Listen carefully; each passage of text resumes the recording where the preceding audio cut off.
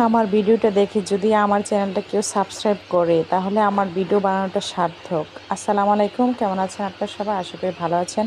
আজকে রান্না করবো হাঁস, আর এখানে আস্ত একটা হাঁস আছে, আর আমি এখানে আদা বাটা, রসুন বাটা, জিরে বাটা, তারপরে ধনিয়া, তারপরে হলুদ, লবণ, মরিচ সব কিছু দিয়ে আমি ম্যারিনেশন করে নিয়েছি। এলাচ, দারচিনি, তেজপাতা। দুটো হাঁস ছিল, আরেকটা হাঁসের মাংস এখানে রয়ে গেছে। এই তো মাংসটা আমি বসিয়ে দিয়ে ভালো করে কষিয়ে নিয়েছি।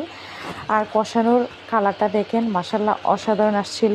তবে মাংসটা আমি কষিয়ে ভালো করে আরেকটু ভেজে নেব। ভেজে নেওয়ার জন্য আমি অবশ্যই তেল দিয়ে, পেঁয়াজ সাথে করে দিয়ে কিছু আলু দিয়েছি, যেহেতু বাচ্চারা খাবে। আলু না হলে বাচ্চারা মাংসটা খেতে চাইবে না, আর তাদের কাছে ভালোও লাগবে না।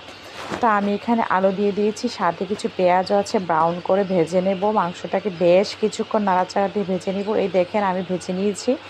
আর এইভাবে মাংসটা যদি ভাজা হয় তাহলে হাঁসের যে একটা বাজে দুর্গন্ধ আছে, ওই গন্ধটা নাকে আসে না, বা মাংসটা খেতেও বোঝা যাচ্ছে না যে আপনি কি হাঁসের মাংস খাচ্ছেন নাকি অন্য কিছু খাচ্ছেন। এটা কিন্তু অনেক ভালো হয়, অনেক মজা হয় ভেজে নিলে একটু। এই দেখেন হাঁসের কালারটা জাস্ট ওয়াও ছিল, খেতেও অনেক মজা লেগেছিল। ভালো থাকবেন সবাই, আল্লাহ হাফিজ।